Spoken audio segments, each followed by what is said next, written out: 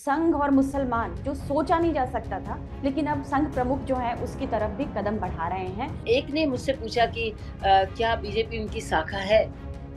वो तो किसी को भी शाखा बनाने के लिए तैयार है। अगर वो शाखा मानते हैं लोग, वो तो कहते हैं हमारे सामने तो कोई भी मानव कल्याण के लिए कोई भी कार्य करेंगे, 24 घंटा दरवाजे खुले हैं उनके। क्या राहुल गांधी को भी एक बार मोहन भागवत जी से मिलना चाहिए, कांग्रेस मुख्यालय जाना चाहिए? तो जाना चाहिए, आना चाहिए उनको। तभी वो समझ पाएंगे। वो समझ पाएंगे और उनके लिए बहुत फायदा है। बल्कि वो तो अगर इनके नियम कानून को पालन करेंगे तो उनको भी शाखा बनाने के लिए तैयार है। नमस्कार संतोष जी। टाइम्स नाउ जी न भारत नमस्कार। टाइम्स नाउ न भारत डिजिटल के इस खास कार्यक्रम में आपका बहुत स्वागत है और बहुत बहुत शुक्रिया समय देने के लिए। आप व्यस्त थी, रास्ते में थी, लेकिन आपने मेरे रिक्वेस्ट को माना और हमसे बातचीत करने के लिए तैयार हुई। इसके लिए बहुत बहुत शुक्रिया। अभी दर्शकों को मैं याद दिला देती हूँ कि आप एक दो बार मतलब दुनिया की सबसे ऊंची चोटी पे चढ़ चुकी हैं और गिनीज वर्ल्ड ऑफ रिकॉर्ड में आपका नाम भी दर्ज हो चुका है। लेकिन दर्शकों को मैं ये याद जरूर दिलाना चाहती हूँ कि अभी हाल ही में जो दशहरा का जो कार्यक्रम हुआ आरएसएस का, उसमें बतौर चीफ गेस्ट आप शामिल हुई। और संघ के इतिहास में, आरएसएस के इतिहास में ऐसा पहली बार हुआ कि किसी महिला को चीफ गेस्ट बनाया गया। तो मुझे बस इसी सिलसिले में हम अपने दर्शकों को यह बताना चाहते हैं, आपसे बातचीत करना चाहते हैं कि आपको जब ये आरएसएस के कार्यक्रम का जब इनवाइट आया तो आपकी प्रतिक्रिया क्या थी, रिएक्शन क्या था आपका? मेरा वैसे रिएक्शन बहुत नॉर्मल रहा। जी। क्योंकि मैं तो मध्य प्रदेश के किसी एक मंदिर में थी जी। और हनुमान मंदिर था और मैं वहां पे दर्शन करके और मेरा फोन साइलेंट पे था। तो हम्म। मुझे 3-3 कॉल आ चुके थे और जब मैं सामान उठाने लगी जाने लगी तो मैंने देखा, और रात्रि था वो, तो जी। मैंने देखा कि मेरे पे किसका फोन आ रहा है। तो देखा 3-3 मिस, फिर वो कट गया। 3-3 मिस कॉल है। फिर मैंने देखा कि आरएसएस के किसी व्यक्ति का फोन है। तो फिर मैंने तुरंत फोन लगाया तो उन्होंने नहीं उठाया। फिर मैं हम्म। चली गई अपने, मुझे पुरी जाना था तो मैं हम्म। उसके लिए ट्रेन। तो फिर इनका फोन आया तो मैं दौड़ते दौड़ते उनकी बात को मतलब मैंने फोन अटेंड कर रही थी। तो हम्म। उन्होंने कहा कि बहन, विजयदशमी के दिन आप 5 अक्टूबर को कहाँ हैं? हाँ, मैंने कहा मैं हरिद्वार में ही हूँ। हम्म। मैं ज्यादातर लेती नहीं हूँ, बताइए। उन्होंने कहा कि हम ऐसे ऐसे आपको विजयदशमी के दिन आपको मुख्य अतिथि के रूप में आपका नाम दे रहे हैं। हाँ हाँ, दे दो दे दो दे हम्म। दो। ऐसे करके लाइक, क्योंकि मुझे बहुत सारे इनविटेशन आते ही रहते हैं तो हम्म। इसको भी मैंने ही लिया था एक्चुअल में। हम्म। फिर मैं जाकर के सो गई। हम्म। रात था, अपना एक छोटा सा झोला होता है उसको लगाई सिर पे और सो गई। जी। और सुबह मेरा 3 या फिर मेरा जो रूटीन शुरू हो जाता है, ट्रेन में भी होती कहीं होती तो मेरा वो हम्म। पूजा पाठ का शुरू। तो फिर उसके बाद मेरे दिमाग से ये बात निकल गई, जी। चली गई। फिर मैं दर्शन किया, फिर वहां मेरे बैचमेट्स मिल गए। तो मुझे बिल्कुल ध्यान भी नहीं रहा बात। फिर मेरे पास फोन आया जी। कि आपकी ओ, तब फिर मुझे ध्यान आया, ओ वहां जाना है। तो भी मैं नॉर्मल ले रही थी। फिर जो ट्वीट किया जिस दिन, उस दिन मुझे जब बहुत लोगों के फोन आना शुरू हुए कि हम्म। क्या ये सच बात है कि हम्म। आपको वहां इनवाइट किया गया। मैं कहा हाँ, मैं किसमें झूठ क्या होगा। मैं हम्म। बड़ा आश्चर्यचकित ले रही थी। तो ये सारी anyway, आपने गौर नहीं किया कि आरएसएस की तरफ से फोन आया और आप एक महिला हैं और आरएसएस में ऐसा कभी हुआ नहीं कि किसी महिला को चीफ गेस्ट बनाया गया हो? तो आपने इस बात पर गौर किया क्या कि बतौर महिला आप वहां पे शामिल हो रही हैं? ये मुझे बिल्कुल भी नहीं पता था ये सारी बातें, क्योंकि हम्म। मैं मुझे ये सब बात नहीं पता थी। मेरा हम्म। तो, मैं इस सब चीजों पे ध्यान नहीं देती हूँ। मेरा हम्म। काम है, अपने स्नेह से बुलाया किसी भी कार्यक्रम में, यही कार्यक्रम नहीं, मुझे कहीं पे भी कोई बुलाते हैं तो मैं अपनी बात जो भी रखना होता है वहां रख करके, और जिस भी उससे बुलाते मैं चली जाती हूँ। हम्म। मैं तो कई बार कई कंपनियों का मुझे बताते हैं तो मैं उस पर गौर भी नहीं करती मुझे किस कंपनी में जा रही हूँ, मैं बस चली जाती हूँ। लेकिन ये तो संघ यहाँ तो था। खैर लेकिन ये तो मुझे पता था। ये इनवाइट संघ की तरफ से था। जी जो संघ जी जिसके बारे में एक एक मिसअंडरस्टैंडिंग है सोसाइटी में, एक भ्रांति है कि संघ जो है महिलाओं को जगह नहीं देता है, महिलाओं को तवज्जो नहीं देता है, और महिला चीफ गेस्ट को बुलाना, तो ये बड़ी हैरत करने वाली खबर थी, सबको हैरान करने वाली खबर थी। 20 साल पहले, 22 साल पहले एक मेरा किसी ने पुराना फोटो भेजा और उसमें मैं संघ के मंच में खड़ी हूँ और मैं मुखिया थी वहां पे भी, और दत्तात्रेय जी वहां पर विशेष अतिथि के रूप में और विशेष वक्ता के रूप में वहां पर है। एक बात। दूसरी बात है, जिस ऑर्गेनाइजेशन का नेतृत्व माँ भारती जगत जननी कर रही हो, कैसे हो सकता है?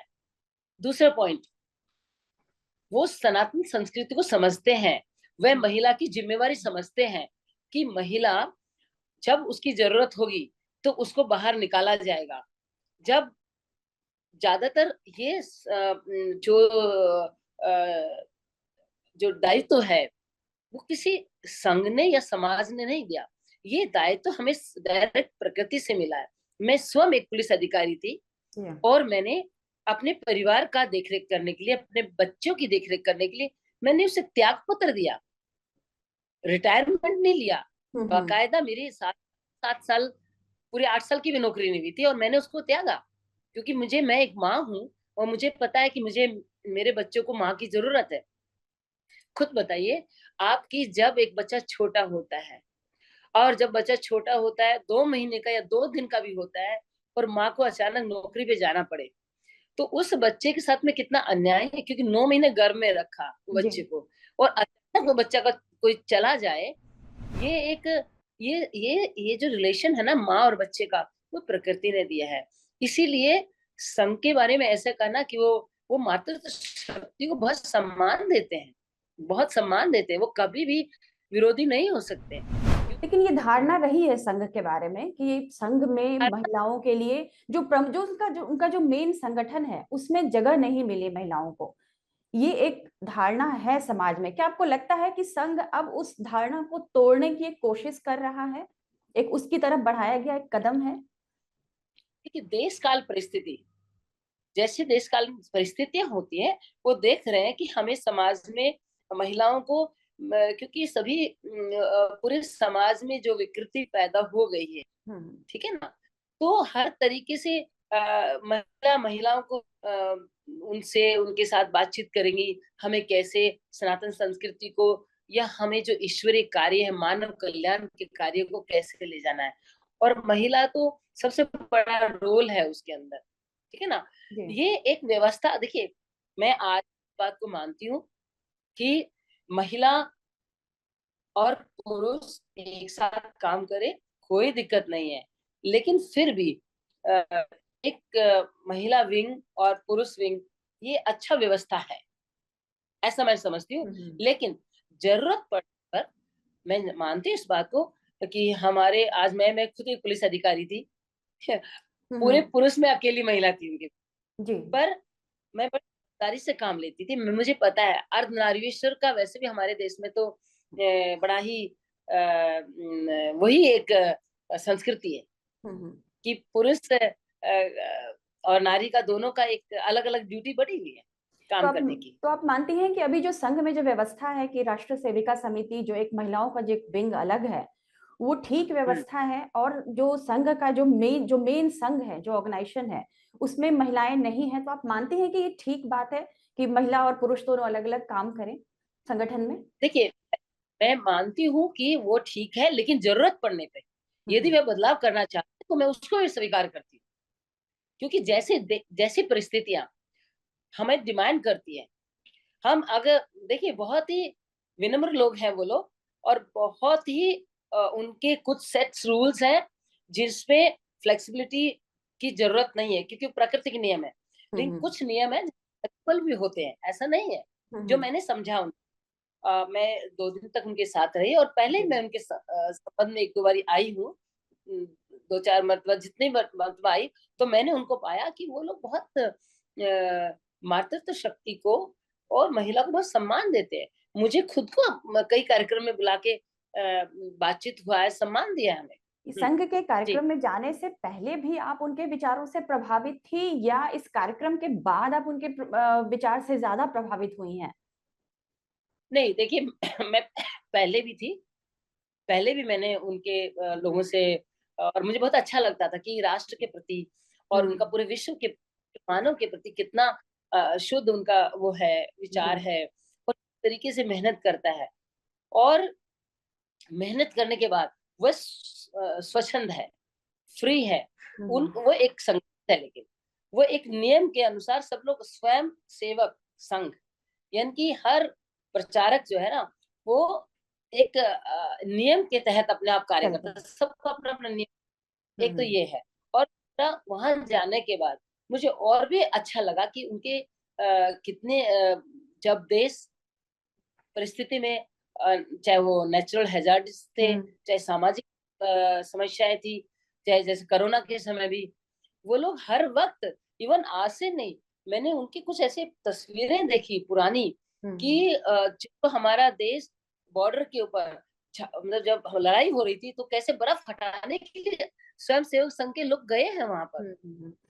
तो इस जी। तरीके से वह तत्पर रहते समाज में या राष्ट्र में या अंतरराष्ट्रीय स्तर पे, कहीं पे जहां उनकी पहुंच है, जहां वो संघ लोग संघ पहुंच सक्रिय सकते हैं, रहता वहां है वो ऐसे कार्य मामलों में। करते हैं, जी। सेवा करते हैं। जी। देखो नाम भी कितना जाए, स्वयं सेवक सेवक। संघ। मोहन जी, भागवत जी से मुलाकात हुई आपकी, आप उनसे मिलकर आपको कैसा लगा? बहुत ही विनम्र और बहुत अच्छे इंसान है वो। जी। देखिए, इतने बड़े ऑर्गेनाइजेशन के वो मुखिया हैं, हेड हैं, और एक भी विचार जो है ना अपने प्रचारक से बिना अ, विचार किए हुए उनके साथ में साझा करते हैं, और उसके बाद ही सारी निर्णय लिया जाता है। जी। तो वो सर्वस्व छूट है, उसके बावजूद भी वो हर एक से विचार विमर्श करने के बाद निर्णय लिया जाता है। और उनको मैंने पाया कि बहुत ही बहुत भले इंसान है, बहुत ऊपर है। और मतलब बिल्कुल मुझे तो लगा ही नहीं कि बहुत इतने सरल है। सरल व्यक्ति से मिल रही थी आप? जी। हाँ, आप जब वहां बहुत थी सरल। तो क्या कोई और भी महिला आपको वहां पे दिखी उस कार्यक्रम के दौरान, या आप जहां आपका आपके रुकने की व्यवस्था थी, क्या कोई महिला आपके साथ और थी जो जिससे आपको लगा हो कि आ, और भी महिलाओं को आप देख पा रही थी वहां पर, या आप अकेली थी वहां? मैं वहाँ वहाँ महिला की जो विंग है, जी। मैं वहां गई, और हम्म। वो इतनी अच्छी वहां की अध्यक्षता, बहुत। और वहां पे एक 94 ईयर ओल्ड लेडी, जी। और वो इतनी फिट, राष्ट्र और सेविका उसने, समिति के लोगों से मिली आप, महिलाओं से? हाँ, जी। और बहुत सारे बच्चे थे वहां पर, हमारी बेटियां थी वहां पे हम्म। काफी। और उन्होंने बहुत प्यार दिया।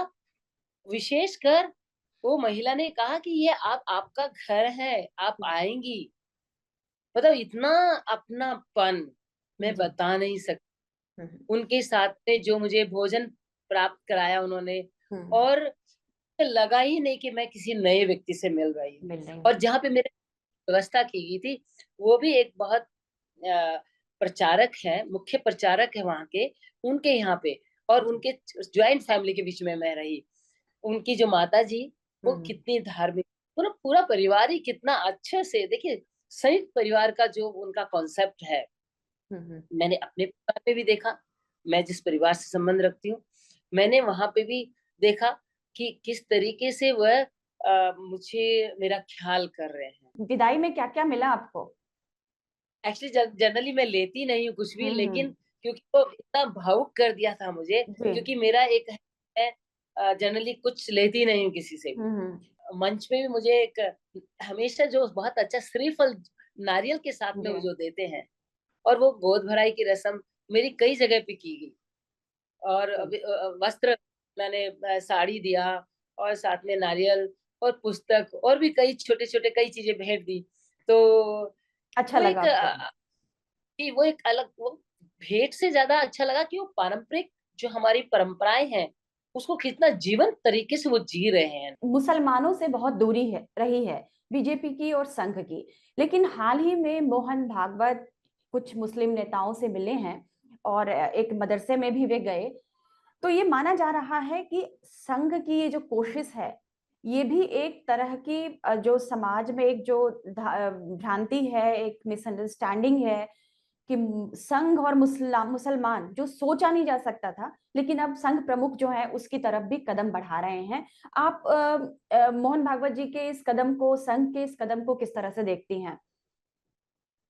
देखिए, आप इसको शायद नया कदम मान सकती हैं, हम्म। लेकिन क्या जो आज लोगों ने जिन्होंने धारणा बनाई हुई है, हम्म। पर मैंने तो ये देखा है कि जो सनातन संस्कृति है वो सृष्टि कल्याण और मानव कल्याण के लिए लगा हुआ है। मैं बता रही हूँ, उनके सामने कोई भी आए, जैसे किसी ने पूछा मुझसे कि हम रामचरितमानस, जेएनयू के बच्चे कि हम विद्यार्थी ने रामचरितमानस या गीता को क्यों पढ़े, तो मैंने पूछा उनसे कि मैंने तो इसके बारे में चर्चा नहीं की है, आपने पहले धारणा क्यों बनाई, क्या आपने इस विषय को पढ़ा है? उन्होंने कहा नहीं। तो हमने कहा कि के प्रति द्वेष क्यों? एक बात, हमें पहले आरएसएस को जानना चाहिए, वो क्या कर रहा है। और वो एक ने मुझसे पूछा कि क्या बीजेपी उनकी शाखा है? वो तो किसी को भी शाखा बनाने के लिए तैयार है। अगर वो शाखा मानते हैं लोग, वो तो कहते हैं हमारे सामने तो कोई भी मानव कल्याण के लिए कोई भी कार्य करेंगे, 24 घंटा दरवाजे खुले हैं उनके। और इसलिए वो कभी, मैं इस बात को मान ही नहीं सकती हूँ कि वो किसी के विरुद्ध हो सकते हैं। ये है, वो उनका क्या नजरिया इनके प्रति, वो एक मतलब विचार करने मतलब वाली। मुसलमानों का क्या नजरिया है संघ के प्रति, आप उसके बारे में बात कर रही हैं कि उनको, हाँ, मुसलमानों को भी अब नजरिया बदलने की जरूरत है? मैं ये सोच रही हूँ कि उनका क्या नजरिया है, ये विचार करने की बात है, ये मैं नहीं जानती हूँ क्या है, हम्म। लेकिन हम्म। मैंने आरएसएस को देखा, उनका नजरिया साफ है कि वह सबके लिए स्वागत है उनके लिए, लेकिन हाँ, एक जो मानव कल्याण में लगेगा वो उनके लिए कभी भी कोई उनके लिए दरवाजे बंद नहीं है। तो आप मानती जी, हैं कि मानव कल्याण के लिए अब मुसलमानों को भी संघ के दरवाजे तक आना चाहिए, उनसे बातचीत करनी चाहिए, और भी ज्यादा बातचीत होनी चाहिए?